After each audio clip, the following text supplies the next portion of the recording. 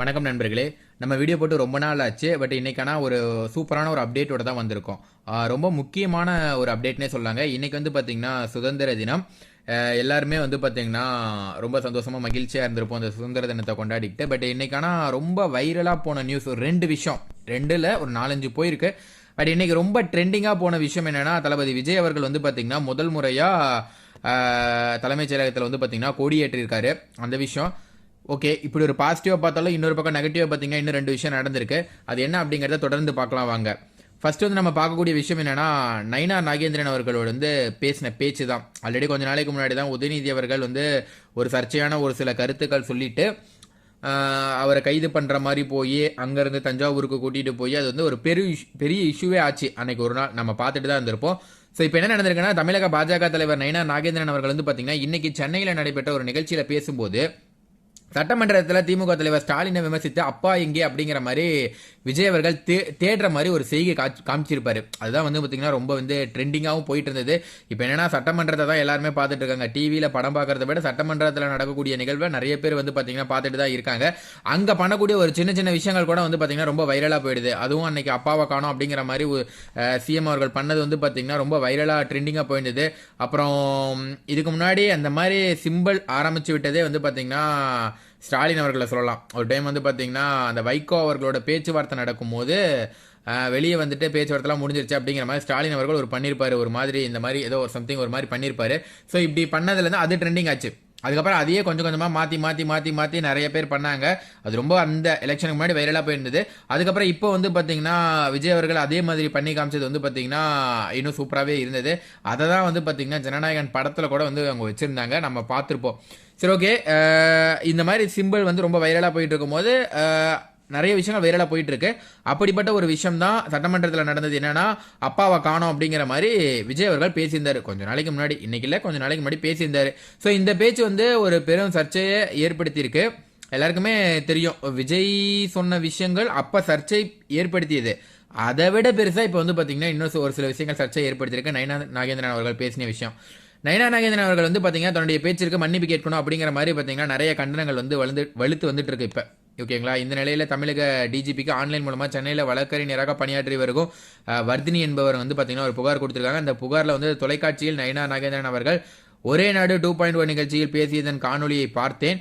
அதில் நயினா நாகேந்திரன் பொதுவெளியில் ஊடகங்களின் முன்னிலையில் தமிழ்நாடு முதலமைச்சர் விஜய் அவர்களையும் அவரது தாயாரையும் குறிவைத்து மிகவும் இழிவான, அவதூறான மற்றும் கஷ்டமான வகையில் மரியாதை குறைவான வார்த்தைகள், கருத்துக்களை தெரிவித்திருக்கிறார். அதனை கண்டு ஒரு பெண்ணாகவும் தாயாகவும் மிகுந்த மனவேதனைக்கு உள்ளானேன் அப்படிங்கிற மாதிரி வந்து பார்த்தீங்கன்னா அவங்க சொல்லியிருக்காங்க. அந்த கம்ப்ளைண்ட் கொடுத்தாங்க பார்த்தீங்களா, அந்த லேடி அவங்க சொல்லியிருக்காங்க. ஸோ எனவே இந்த பேச்சு தொடர்பான வீடியோ காட்சிகளை தற்போது சமூக வலைதளங்கள் மற்றும் இணைய ஊடகங்கள் பரவி வருகின்றன. அந்த வீடியோ, ஆடியோ பதிவுகள் இப்புகாருடன் ஆதாரமாக இணைக்கப்படுவதாகவும் தெரிவித்துள்ளார். ஸோ இந்த புகாரை முறையான பதிவு செய்து சம்பந்தப்பட்ட வீடியோ மற்றும் ஆடியோ பதிவுகளை உடனடியாக பாதுகாக்க நடவடிக்கை எடுக்க வேண்டும். நயினா நாகேந்திரன் அவர்கள் பேசிய முழுமையான உரையை பெற்று அதில் பயன்படுத்தப்பட்டுள்ள வார்த்தைகள் மற்றும் அவற்றின் சூழ்நிலையை விசாரிக்க வேண்டும். அவரது பேச்சு தொடர்பான இந்திய சட்டங்களின் கீழ் குற்றம் ஏதேனும் நடைபெற்றுள்ளதா என்பதை விசாரித்து பொருந்தக்கூடிய சட்டப்பிரிவுகளின் கீழ் வழக்கு பதிவு செய்து சட்டப்படி நடவடிக்கை எடுக்க வேண்டும். குறிப்பாக அவதூறு, திட்டமிட்டு அவமதித்தல், பெண் மீது இழிவான, அவமரியாதையான கருத்து, ஆபாசமான அல்லது சட்டவிரோதமான உள்ளடக்கத்தை பொதுவெளியில் பரப்புவதை உள்ளிட்ட குற்றங்களை நடைபெற்றுள்ளனவா அப்படிங்கிறதையும் விசாரிக்க வேண்டும். சம்பந்தப்பட்ட சமூக ஊடக பதிவுகள், வீடியோ பதிவுகள் மற்றும் அவற்றின் பரவல் தொடர்பான டிஜிட்டல் ஆதாரங்களை பாதுகாக்க வேண்டும். ஸோ ஆக்சுவலாக நான் என்ன இந்த விஷயங்கள்லாம் படிக்கிறேன் அப்படின்னு கேட்டிங்கன்னா, இதெல்லாம் அவங்க இந்த மாதிரி கம்ப்ளைண்ட் கொடுத்துருக்காங்க. இந்த மாதிரி பாயிண்டாக வந்து பார்த்தீங்கன்னா இந்த விஷயங்கள்லாம் அவங்க சொல்லியிருக்காங்க. ஸோ இந்த மாதிரி இவங்கெல்லாம் நிறைய சொன்னதுனால நயினா நாகேந்திரன் அவர்களை கைது பண்ணலாமா வேண்டாமா அப்படிங்கிற மாதிரி வந்து பார்த்தீங்கன்னா இப்போ டாக் போயிருக்கு. ஆல்ரெடி வந்து பார்த்தீங்கன்னா ரெண்டு விஷயம் பேசப்பட்டது. உதயநிதி ஸ்டாலின் அவர்கள் கைது பண்ணும்போது என்ன சொல்லியிருந்தாங்கன்னா, ஃபர்ஸ்ட் விஷயம் என்ன சொல்லியிருந்தாங்கன்னா, ஒரு பக்கம் வந்து பார்க்கும்போது விஜய் அவர்கள் வந்து பயம் காட்டுறாரு திமுகவுக்கு. எப்படி வந்து ஜெயலலிதா அவர்கள் இருக்கும்போது கலைஞரை வந்து கைது பண்ணிட்டாங்க, அதே போல் கலைஞர் வந்து அவர்கள் வந்து ஜெயலலிதா அவர்களை கைது பண்ணாங்க. பட் ஒரு 10 வருஷம் கழிச்சு பேசும்போது என்ன சொன்னாங்கன்னா, ஜெயலலிதா அம்மா வந்து பார்த்தீங்கன்னா கலைஞரையே கைது பண்ணிட்டாங்க அப்படிங்கிற மாதிரி பேசினாங்க. அதே போல் கலைஞர் அவர்கள் வந்து பற்றி பேசும்போது கலைஞர் அவர்கள் வந்து பார்த்தீங்கன்னா ஜெயலலிதா அம்மாவையே கைது பண்ணிட்டாங்க அப்படிங்கிற மாதிரி பேசினாங்க. ஸோ அது போல் இன்னொரு 5-6 வருஷம் கழிச்சு இது வந்து ஒரு ஸ்டாம்பாக நிற்கும். எப்படின்னா, விஜய் அவர்கள் வந்தவொடனே உதயநிதி ஸ்டாலின் அவர்களே கைது பண்ணிட்டாரு அப்படிங்கிற மாதிரி பார்த்தீங்கன்னா ஒரு ஸ்டாம்பா நிற்கும் அப்படிங்கிற மாதிரியும் ஒரு பக்கம் தாவேகா சைட்லேருந்து பாசிட்டிவாக பேசுகிறாங்க. இன்னொரு பக்கம் என்ன சொல்கிறாங்க அப்படின்னு கேட்டிங்கன்னா, தாவேக்கா சைட்லேருந்து சொல்லும் போது ஸ்டாலின் அவர்கள் வந்து நல்லா பலமாக இருக்காரு. ஸோ அவரை வந்து நேரடியாக நம்ம அட்டாக் பண்ணோமா நமக்கு ஓட்டு பிரியும். எப்படியாவது வந்து அதே போல் வந்து பார்த்திங்கன்னா ஸ்டாலின் அவர்களுக்கு பிறகு கனிமொழி அவர்கள் கட்சியை டேக் ஓவர் பண்ணிட்டா பெண்களோட வாக்கு கனிமொழி அவர்களுக்கு போயிடும். அதனால் உதயநிதி அவர்களை தலைவராக்கிடலாம், இந்த மாதிரி கைது பண்ணி ஏதோ ஒன்று பண்ணி ஒரு பெரிய இஷ்யூ ஆக்கி கைதாக்கிடலாம் அப்படிங்கிற மாதிரி ஒரு விஷயம் டிவிகே மூலமாக சமூக வலைதளங்களில் பரவி இருந்தது. ஆனால் இது நம்புற மாதிரி இல்லை. எந்த அளவுக்கு இது வந்து அவங்க இதெல்லாம் முயற்சி பண்ணி பண்ணாமல் போகிறாங்க அப்படிங்கிற மாதிரி இருந்தது. பட் ஆனால் இது எங்கேயோ படித்தோம். இந்த மாதிரி வந்து பார்த்திங்கன்னா என்ன படித்தோன்னா, எப்படியாவது நம்ம வந்து உதயநிதி ஸ்டாலின் அவர்களை வந்து தலைவராக்கிட்டா ஈஸியாக இருக்கும் நமக்கு பிற்காலத்தில் வெல்றதுக்கு அப்படிங்கிற மாதிரி ஒரு சிலர் சொல்கிறாங்க கருத்துக்கள். பட் இது எந்த அளவுக்கு கரெக்டாக போகும் அப்படிங்கிறது தெரில. அதே நேரத்தில் இன்னொரு முக்கியமான ஒரு விஷயம் என்ன அப்படின்னு கேட்டிங்கன்னா, மரியா வில்சன் அவர் வந்து பார்த்திங்கன்னா நிதியமைச்சர் தமிழ் சரியாக பேசல அப்படிங்கிற மாதிரி ஒரு சில விஷயங்கள் கருத்துகள் விவாதங்கள் போயிருந்தது. உருவ கேலி பண்ணுறாங்க அப்படிங்கிற மாதிரி சொல்லி ரொம்பவே டென்ஷனாக இருந்தார். பட் அந்த விஷயத்தை பொறுத்த வரைக்கும் அந்த எதிரில் எடுத்து கேள்வி கேட்டவர் வந்து உருவ கேலிலாம் பண்ண மாதிரி தெரில. நார்மலாக கேஷுவலாக தான் கேட்டிருக்காரு.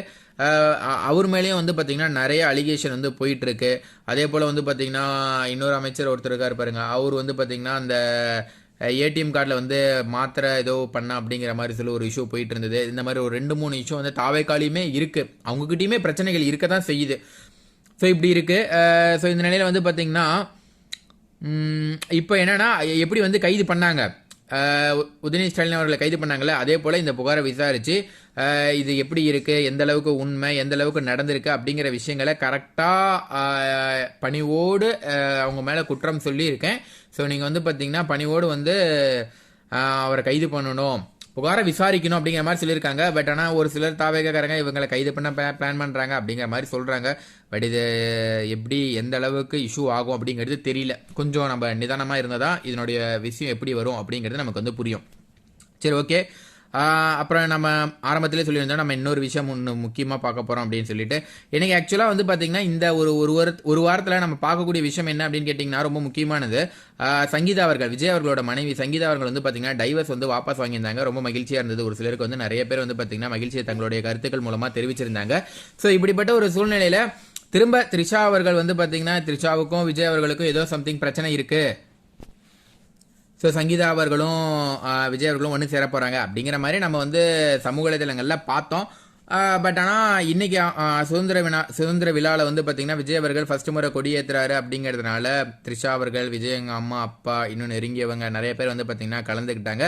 பட் அந்த விஷயம் பேசு பொருளாச்சோ இல்லையோ, இவங்க கலந்துக்கிட்ட விஷயம் ரொம்ப பேசு பொருளாக ஆயிருக்கு. நிறைய இடங்களில் வந்து பார்த்திங்கன்னா சே நோ டு த்ரிஷா அப்படிங்கிற மாதிரிலாம் ட்ரெண்ட் ஆகிட்டு இருக்கு. பட் விஜய் அவர்கள் நிறைய இடம் சொல்லும்போது என்ன சொல்கிறாங்கன்னா, ரொம்ப நல்லா பண்ணிகிட்டு இருக்காரு, பட் இது வந்து ஒரு அவாய்ட் பண்ணிக்கலாம், தேவையில்லாத ஒரு விஷயம், அதாவது பப்ளிக்காக பண்ண வேண்டாம், இது வந்து நார்மலைஸ் பண்ண வேண்டாம். என்னதான் அவங்க வந்து பர்சனலாக இருந்தாலும் தங்களுடைய தனிப்பட்ட ஒரு விஷயமா இருந்தாலும் இது நம்ம கல்ச்சர் கரெக்டாக இருக்காது அப்படிங்கிற மாதிரி வந்து பார்த்திங்கன்னா தங்களுடைய கருத்துக்களை தெரிவிச்சுட்டு இருக்காங்க. ஓகே, நம்ம அதை பற்றி ரொம்ப டீப்பாக விசாரிக்க வேணாம். ஏன்னா அது அவங்களுடைய தனிப்பட்ட பர்சனல். நம்ம கருத்துக்கள் ரீதியாக மட்டும் நிறைய விஷயங்கள் வந்து பார்த்திங்கன்னா பேசுவோம். ஸோ அண்ணாமலை அவர்களும் வந்து பார்த்திங்கன்னா நயினா நாகேந்திரன் அவர்களுடைய கருத்துக்கு வந்து பார்த்திங்கன்னா இது சொல்லியிருக்காரு. என்னென்னா பர்சனலாக அட்டாக் பண்ணாதீங்க அப்படிங்கிற மாதிரி வந்து பார்த்திங்கன்னா ஒரு சில விஷயங்கள் சொல்லியிருக்காரு. பேச்சில் வந்து ரொம்ப நாகரிகமாக இருக்கணும் அப்படிங்கிற மாதிரி வந்து பார்த்திங்கன்னா ஒரு சில விஷயங்கள் சொல்லியிருக்காரு. ஸோ விஜய் அவர்களோட ஆட்சி எப்படி இருக்குது, கிட்டத்தட்ட 100 நாள் மேலே கடந்து போயிட்டுருக்கு, எப்படி இருக்குது, உங்களுக்கு பிடிச்சிருக்கா இல்லையா அப்படிங்கிறத கீழே கமெண்ட்டில் பதிவு பண்ணுங்கள். உங்கள் ஊரில் ஏதாவது மாற்றம் நடந்திருக்கா, நிறைய மாற்றங்கள் நடந்திருக்கா அப்படிங்கிறதையும் கீழே கமெண்ட்டில் பதிவு பண்ணுங்கள். ஏன்னா ஒரு 2 இஷ்யூ, முக்கியமான ஒரு இஷ்யூ, இந்த கரண்ட் பில் இஷ்யூ வந்து பார்த்திங்கன்னா அது நமக்குமே சரியாக புரியலைங்க. ஒரு சிலர் என்ன சொல்கிறாங்கன்னா டிஎம்கே தான் காரணம், அவங்க வேணும்னே பேச வைக்கிறாங்க அப்படிங்கிற மாதிரி சொல்கிறாங்க. ஒரு நடிகை வந்து பார்த்திங்கன்னா ஒரு பிரபலம் செலிபிரிட்டி வந்து பார்த்திங்கன்னா ஒரு வீடியோ போட்டிருந்தாங்க, கரண்ட் பில் அதிகமாக இருக்குது, டிஎம்கேவே பரவாயில்ல அப்படிங்கிற மாதிரி சொல்லி போட்டிருந்தாங்க. ஸோ அந்த இஷ்யூவை பொறுத்த வரைக்கும் அதுக்கப்புறம் அது ஏதோ விசாரித்தாங்க, அப்படி இப்படி பண்ணி பார்த்துட்டு இல்லை டிஎம்கே பீரியட்ல நீங்கள் அதிகமாக கட்டியிருக்கீங்க, இப்போ தான் கம்மியாக கட்டியிருக்கீங்க அப்படிங்கிற மாதிரியும் ஒரு டாக் போகுது. இன்னொரு பக்கம் நிறைய பேருக்கு வந்து பார்த்திங்கன்னா டிவிகே பீரியடில் வந்து கரண்ட் பில் அதிகமாக இருக்குது அப்படிங்கிற மாதிரியே சொல்கிறாங்க. பட் இதனுடைய இஷ்யூ அப்படி வரத்துக்கான வாய்ப்புகள் ரொம்ப ரொம்ப கம்மி தான். ரொம்ப ஏன்னா கரண்ட் பில் இஷ்யூவை பொறுத்த வரைக்கும் பெருசாக பாதிப்பு இருக்காதுங்க. இந்த மாதம் என்ன கரண்ட் பில் ஓடி இருக்குது அப்படிங்கிறது ரீடிங் எடுத்துக்குவாங்க ஒரு தேதியில் வந்து. திரும்ப நெக்ஸ்ட் மந்த்து முடிஞ்சு ஒரு மந்த் நம்ம 2 மந்த்ஸ்க்கு ஒன்ஸ் அப்படிங்கிறதுனால 2 மாதம் கழிச்சு ஒரு ரீடிங் எடுப்பாங்க. அது ரெண்டையும் மைனஸ் பண்ணி என்ன வருதோ அதுதான் வந்து பார்த்திங்கன்னா கரண்ட் பில்லாக வந்து பில் ஜென்ரேட் பண்ணுவாங்க. இது ரொம்ப பேசிக்கான ஒரு விஷயம். இதில் எப்படி மிஸ்டேக் நடக்குது அப்படிங்கிறதே தெரில. திரும்ப நெக்ஸ்ட் மாதம் வரும்போதும் அது ரெண்டையும் மைனஸ் பண்ணி தான் எடுத்துக்குவாங்க. அப்படி உங்களுக்கு ஏதாவது சந்தேகம் இருந்தால் நீங்கள் அந்த போர்ட்டலில் போய் பார்த்தீங்கன்னா உங்களுக்கு தெரியும். இதுக்கு முன்னாடி வந்து எத்தனை நாளாக வந்து கரண்ட் பில் வந்து பார்த்தீங்கன்னா எவ்வளோ யூஸ் பண்ணியிருக்கோம், எவ்வளோ போயிட்டுருக்கு, எவ்வளோ இது. ஏன்னா டக்குன்னு ரீடிங் அதிகப்படுத்தி டக்குன்னு கம்மி பண்ணால் அங்கெல்லாம் வந்து பார்த்தீங்கன்னா குழம்பி போயிடும். அப்படிலாம் பண்ண மாட்டாங்க. ரொம்ப நார்மலாக தான் போயிட்டுருக்கும்.